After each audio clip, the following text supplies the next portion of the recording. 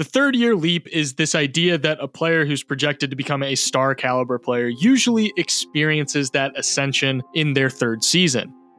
There's a problem with this thinking though, and it's that it places all players into one confined timeline of development, when the reality is that player development oftentimes is far from a linear thing. A lot of people think that player development looks like this, when the reality is that it's more often like this.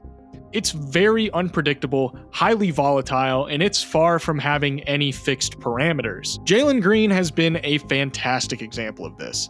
Jalen Green had a promising rookie year where he showed plenty of flashes on a team that wasn't under any pressure to win.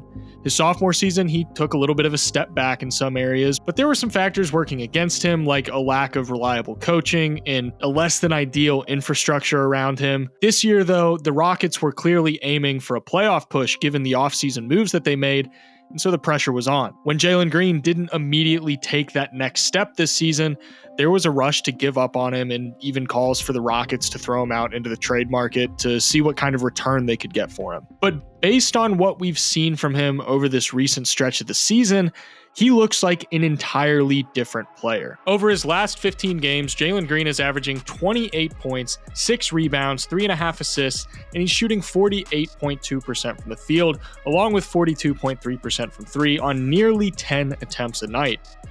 The best part about all of this, aside from just having good box score numbers, is that it's leading to wins. The Rockets are on a 10-game win streak right now, and Jalen Green has been a major part of that success. For Jalen Green, we've established that at a ground level, things are going to start with his scoring. He's a ridiculous athlete, he's an incredibly gifted ball handler, very shifty, and he has absolutely no problem creating space to get his shots off.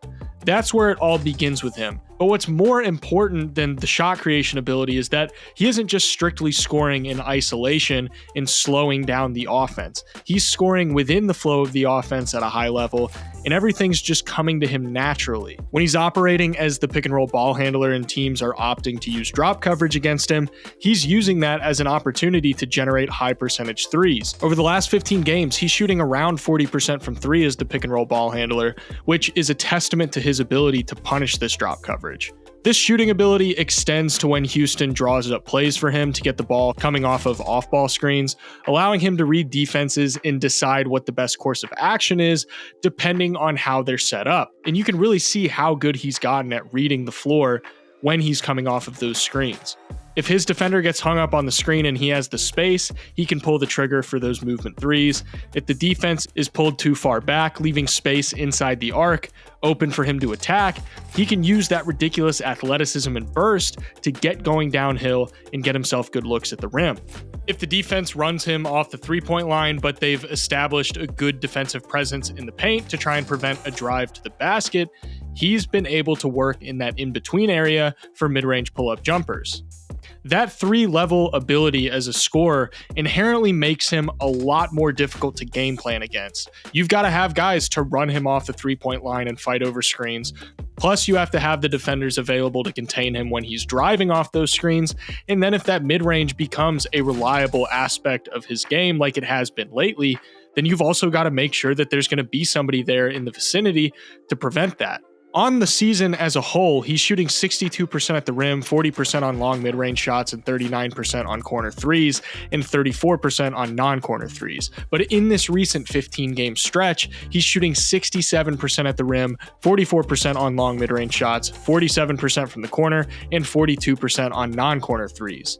That's a drastic improvement, making him a multi-level scorer that can play both on and off the ball to be a versatile offensive threat depending on what you need him to do on any given night.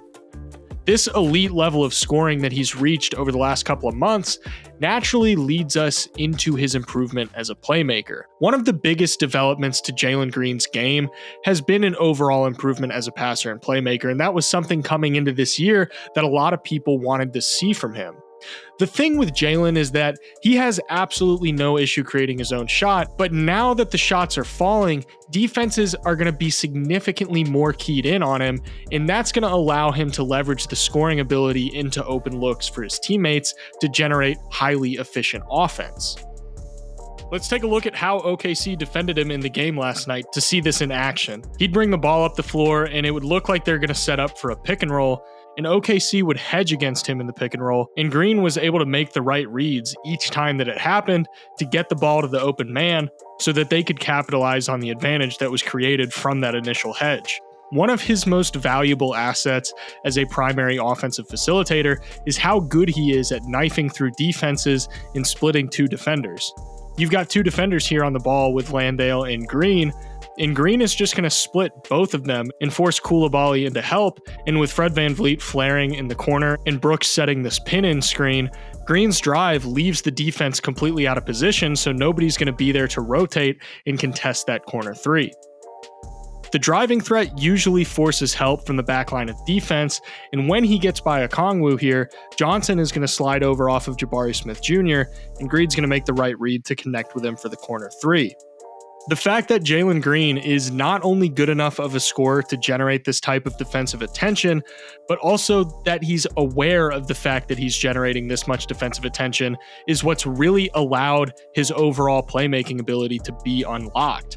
Drawing all that defensive attention means very little if you're not leveraging it into opportunities for your team. All it does is wind up in you taking a lot of contested shots. And don't get me wrong, Jalen Green takes his fair share of contested shots, but the difference now is that he knows when to take those shots and when to defer to his teammates because he knows he's created a good look. An added bonus is the fact that he's been connecting on some very tight passing windows, so even when defenders aren't making a ton of mistakes and they're more disciplined against him and not overhelping, he's still able to create high percentage looks by being able to thread the needle through small confined passing windows so he can capitalize on defensive mistakes and openings. This was the next leap that Jalen Green needed to make to his game. The base level was the scoring, we've established that, but what separates an all-star caliber player from a microwave scoring sixth man off the bench is whether or not that scorer can be a primary fulcrum and backbone of an efficient offense. The assist numbers are still on the lower end for Jalen Green, but I don't think that's going to last long. Plus, the defensive attention that he's been getting is probably only going to increase once teams realize that they have to be a lot more intentional about not giving up anything easy to him as a scorer. And probably one of the most noticeable improvements from him lately has been how impactful he's been as a defender. He's been very much engaged on the defensive end, and while it's difficult to stand out on defense with how solid Houston's overall defensive infrastructure is, Green has been able to hold his own and not get targeted by opposing offenses, at least not successfully.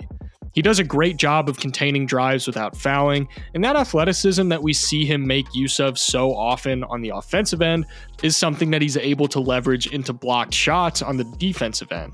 He's an active rotator, and even though sometimes he can overhelp with little things like helping off the strong side corner, that foot speed and active engagement makes it to where even if he does overhelp, he's still able to get up somewhat of a contest and clean up his own mistakes without automatically giving up a wide open look. I'm not going to sit here and say that he has all defensive team selections in his future, but given how good his offense is, as long as he's consistently capable of being at least a neutral defensively, then the offensive contributions that you're going to get from him are going to outweigh any defensive downsides that you might get. Taking a look at his estimated plus minus, which is one of the few advanced stats that I think does a good job of measuring overall improvement, the improvement is clear as day.